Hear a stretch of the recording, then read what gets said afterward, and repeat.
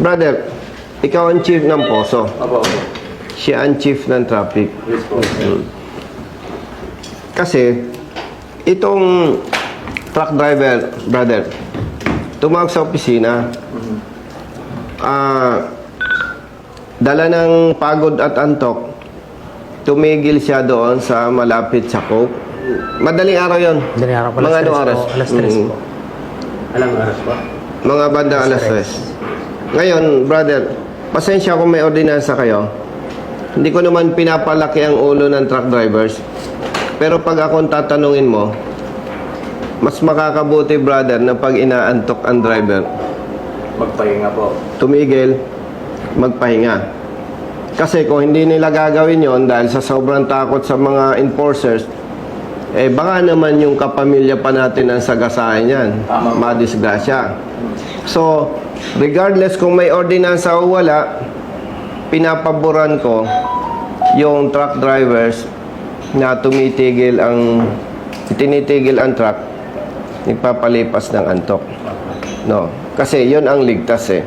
At ang isang problema kasi sa atin, sa pangkalahatan, wala tayong spaces, area na dapat ilaan sa mga truck drivers o sa motorista.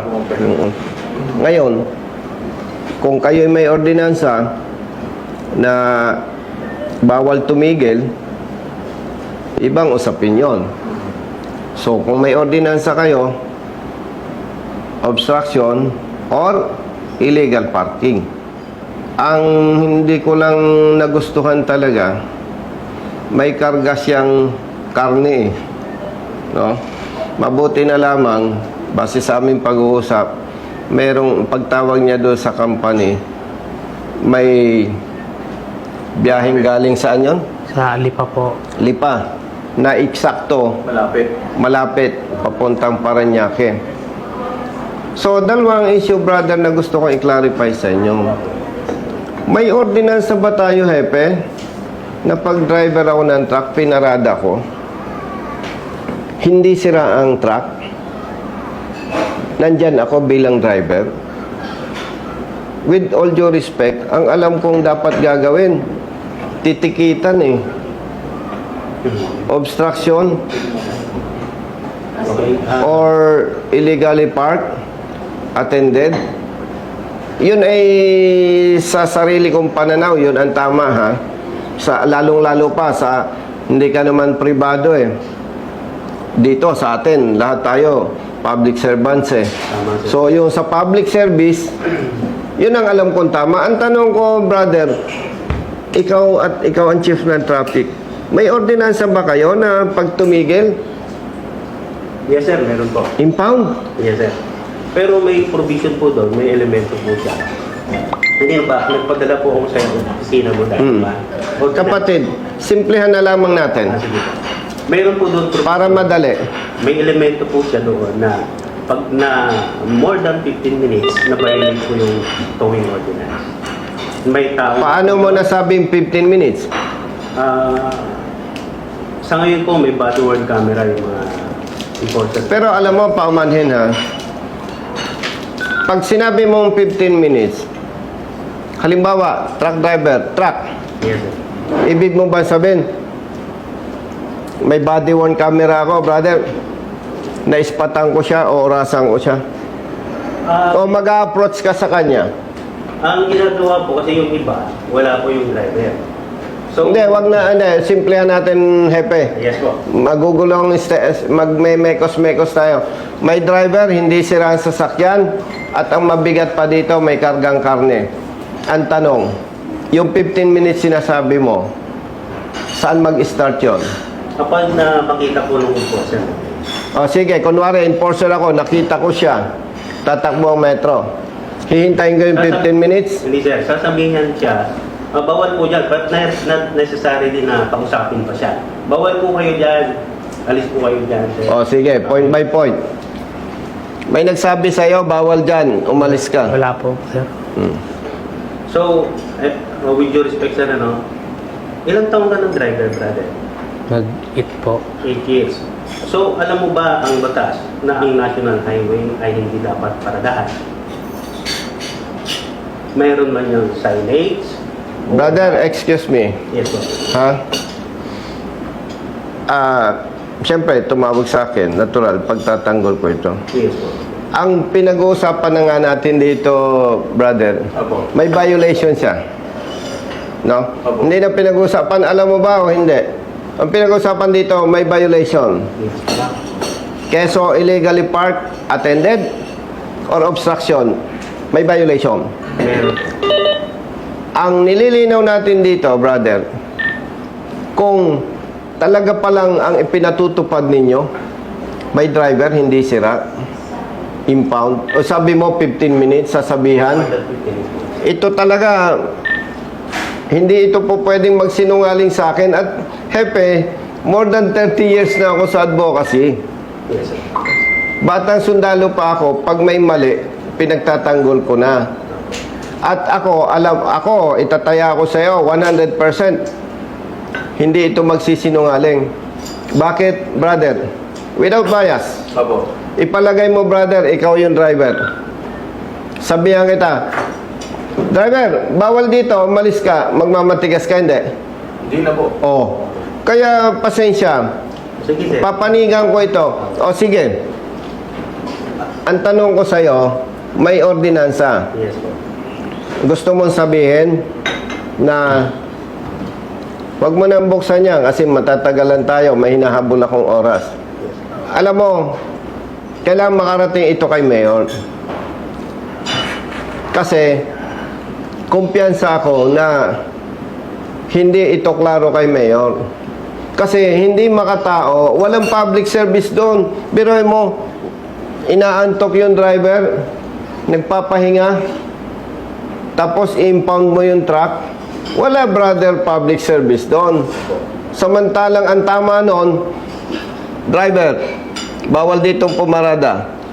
Pasensya ka na, lisensya, ORCR, ticket. May ordinansa kami, may paglabag. Permahan mo, balik lisensya.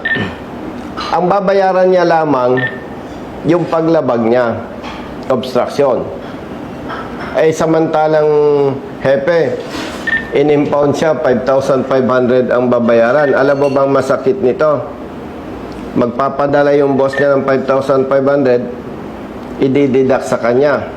Kasi yung mga boss, ipinagpapalumagay nila na talagang siya ay nagkasala. Salamat po. Pero kung ang pag-uusapan natin ay public service, sigurado ako, pag makarating ito kay Mayor, yan ay kumpiyansa ako. Ipapaamyendahan niya yan sapagkat kamukha na kayo ng Dasmariñas na ang kaibahan lang doon sa Dasma, kinaklamp, hihilahin ng kaunti, ikaklamp, Okay. 5,000. Ang sa inyo, 5,500. Ang mabigat lang sa Dasmariñas, pag nailipat yung truck, nagcha-charge sila ng 1,000 pesos per hour. Yun ang malupit doon. Pero magkamukha yung ordinansa nyo. And hindi pa naman ako naging mayor, pero hindi naman lahat ng mayor yung bang, siyempre may proseso yung pagpasa ng ordinansa Yes po. Pero kung sinasabi mo, hepeng may ordinansa, 100% akong naniniwala, hindi papabor dyan si mayor kasi unang-una, bakit may mga nahuhuli kay sa Santa Rosa? Hindi naman yan nakikiraan lang yan, brother. Opo. Most likely, most probably, may dalang produkto yan sa Santa Rosa. Opo. May kinukuha silang produkto. In other words, part ng pag-usad ng ekonomiya ng pamahalaan ng Santa Rosa City, may contribution sila. Siya bilang driver, professional, may tax yan. Binabawa sa sweldo. Brother, yung sasakyan, merong motor vehicle users charge. Yung boss niya, may tax. Yung product niya, may tax. Double kill ba? So, sinasabi mo kapatid, talagang may ordinansa na ganon. Yes po. At in fact, nabigyan na kita ng copy. Oo nga. Kaya nililinaw ko kay brother. Opo. Yes po. Sa part po sir ng city government at sa pamumuno po ni Mayor Erling, malinaw po na sa pamamaraan po ng gawin ng tao, kailangan pong maglatag tayo ng batas. Pero hindi naman po pasubalit yun para po gipitin natin ang tao sapagkat kailangan po ng tao at ng gobyerno magtulungan. Sa part po ng ating Public Order and Safety Office, lagi po tayo nagbibilin na i-exercise po natin yung maximum tolerance. Bilang pulis po, dati rin po ako sa PNP, hindi naman po lahat ng mga violators ay kailangan nating lapatan ng batas. May mga panahon po at pagkakataon na alam po natin na hindi po naman sinasadya yung paglabag ng ating mga kababayan. Kaya naman po, lagi po ako nagbibilin sa ating pong head ng city traffic na might as well magbigay po ng maximum tolerance or warning.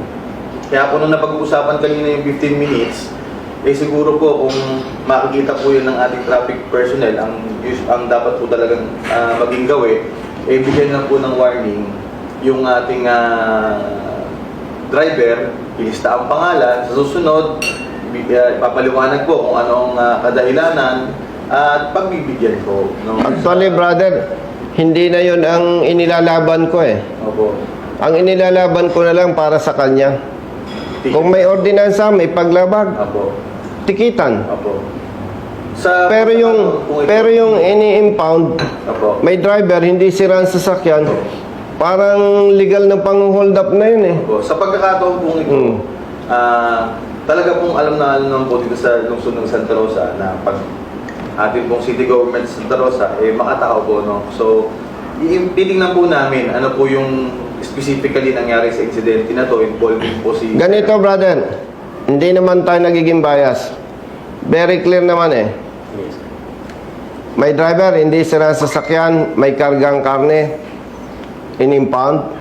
Mabuti na lamang, nagkataon, yung isang truck ng kanyang boss, malapit na dito, tumawag, Opo. nilipat. Pero, in general, hindi makatao yan. Hindi serbisyo yan. Kasi, ang purpose ng towing, kunwari, tumirik ang truck niya, obstruction, o dapat talaga hilahin yan. Opo.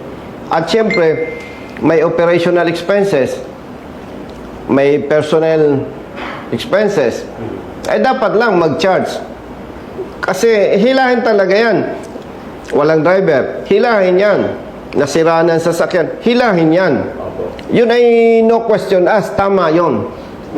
Pero yung may driver, hindi sira ang sasakyan, magre-resign ako sa kongreso pag may nagsabi, tama yan. Hindi makatao yan, brother. Common sense eh. Kaya tayo'y nanunungkulan para pagsilbihan ng taong bayan. Pero ako, in fairness naman kay Mayora, no? Sigurado ako hindi malinaw sa kanya yung ordinansa na yan. At ako, nire-request ko kapatid, Opo. hindi ka naman mag-chief ng poso Opo. kung hindi ka malapit kay Mayora. Opo. Isa ka sa malapit sa kanya. Opo. Paki-review ninyo yung ordinansa. Sir, Oh. tama po kayo, sir, na hindi po masyadong legal term, hindi masyadong malinaw kay Mayor. In fact, sir, ang lungsod ng Santa Rosa ay business-friendly city. Tingnan mo, sabi mo, business-friendly city. Ay kung ganyan ang ordinansa, ako, ang business ko, tracking. Eh, hindi na lang ako mag-deliver sa Santa Rosa. O, kontra eh. Kung ganito po, no? May particular incident na rin po before na nabrought up ko po yan sa ating mga personnel, no? At natulungan naman po natin yung tao na nahuli, no? Kaya nga po ang hinihingi ko po ay pagkakataon para sa part po ng ating mga traffic enforcers na pag nilayan po nila yung mga insidente nangyayari na hindi naman po natin generally, ang intention po natin maging makatao talaga. So, Brother, excuse me. Hindi ko naman pinagtatanggol ang enforcer ninyo. Apo. Pero ang malabnaw at ang questionable dyan, ordinansa. Apo. Samantalang kung simplihan natin ang ordinansa, ang mga lugar na ito ay pinagbabawalan ang pagtigil o pagparada ng mga sasakyan. Pag pumarada, may driver, hindi sira ang sasakyan, ticket lang, ganito ang multa. Pag tumirik ang sasakyan, o kaya walang driver, hila, ganitong babayaran. Sobrang simple. Sa ngayon kung nasa proseso po ng revision yung ating traffic codes. ongoing po ang revision ng traffic code. Siguro po, mabibigyan po kayo ng may kukonsidera po natin itong pagkakataon na to para may sama po natin doon sa revision ng traffic. Pero ang inihiling ko, kapatid, araw-araw, gabi-gabi, may drivers na inaantok, Totoo po yun. napapagod. Totoo po yun. Kaya, pakiusap, iparating ninyo kay Mayora yan. Opo. Dahil yan talaga, in fairness sa kanya, at hindi naman siya ang nagbalangkas niyan, ipinagtiwala sa konseho, eh, questionable yan. Walang serbisyo publiko doon eh. Opo. Wala talaga eh. Opo. Oo. Eh, pakiusap, kapatid. Bigyan ng immediate attention yan. Sa pagkakataon na to, personal po na ako mag-o-offer ng aking tulong sa mga susunod pa kong pagkakataon bago naman po sana. Kung mayroon pong insidente po ulit na mauulit na mangyayari na ating truck driver ay hindi po nabigyan ng warning man lang bago po sila Kapatid, alam mo, napaka-considerate mo eh. Opo. Yan nga ang warning. Hindi na ako interesado doon eh. Opo. Kasi, hindi mo naman kayang bantayan mga enforcers mo eh. Opo. Ang sa akin lang, simplihan. Pag may driver, hindi sira ang sasakyan, tikitan, pagmultahin. Opo. Okay na yan. Okay po. Oh. Kaya nga po sir, sa susunod na insidente ko na huwag naman po sana mangyari at ito pong pagkakataon na ito sa tingin ko po ay magbibigay na rin po talaga ng kaliwanagan para po sa part din ng ating City Traffic Management Enforcement Unit sa pamumuno po ni Sir Eugene. At alam naman po natin na ating mga personnels ginagabayan po natin yan araw-araw. Ngayon, kung mayroon pong hindi sumunod sa gabay na lagay po sa tamang pagkakataon yung panghuhuli at pagtutowing, kagaya po na napag-usapan natin sa kanina na talagang halimbawa, traffic na talaga, itinigil niya pa rin doon. Huwag naman dahil meron siyang health condition, dahil nurse din po naman ako, no?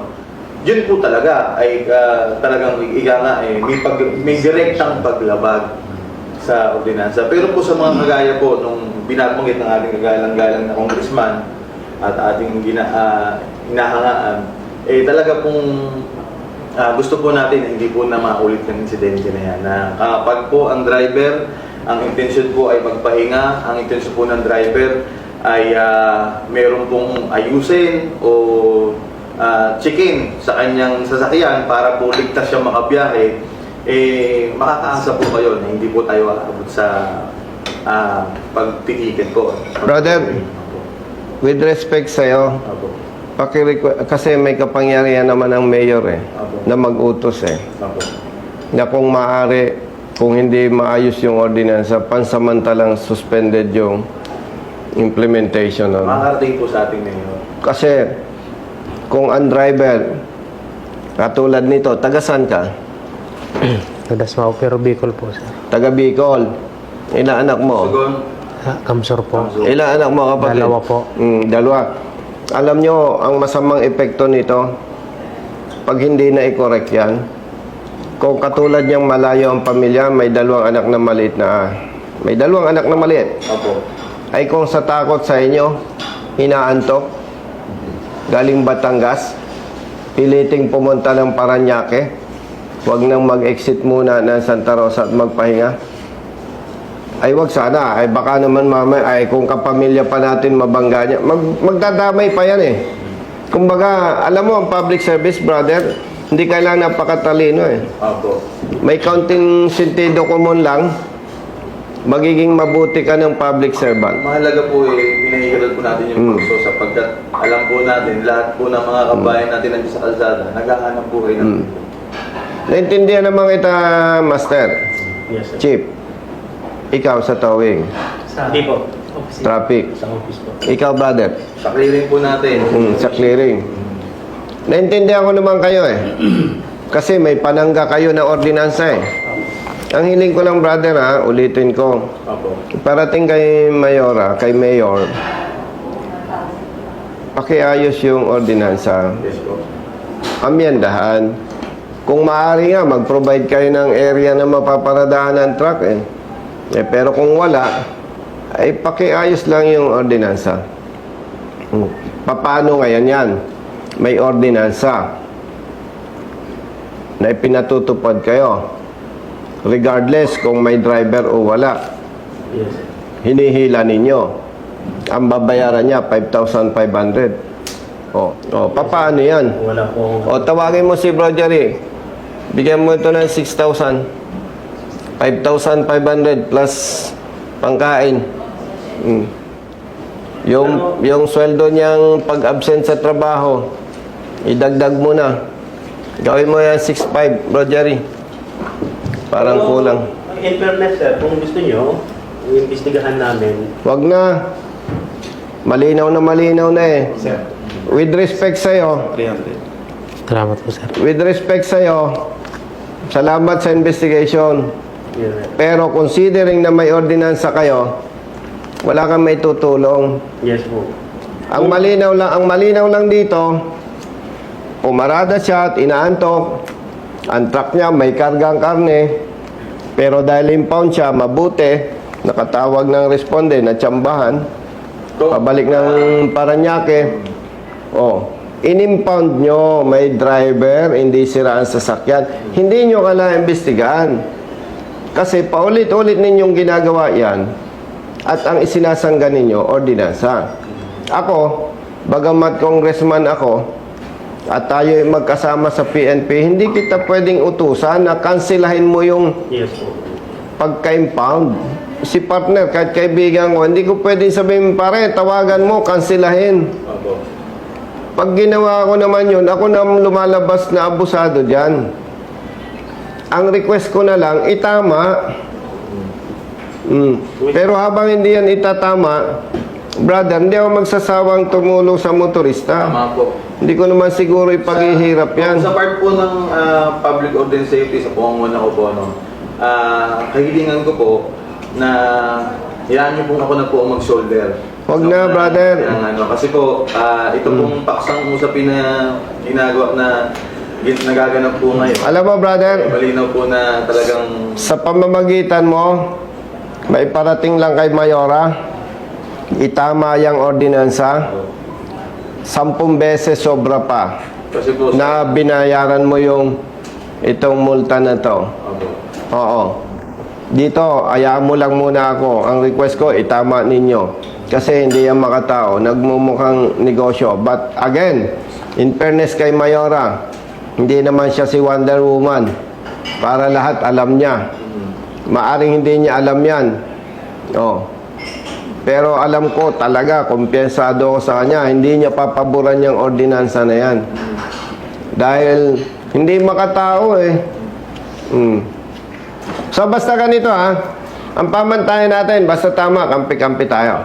Pag may kaibigan ako, kapamilya, kaibigan, kumpare na nahuli ninyo at nakita nyong mali, at tuluyan nyo, wala kayong magiging problema sa akin. And congrats Ano yung pilyado mo? Kapasete po. Machete. Brother, salamat sa oras Alam ko nakalib ka pero pumasok ka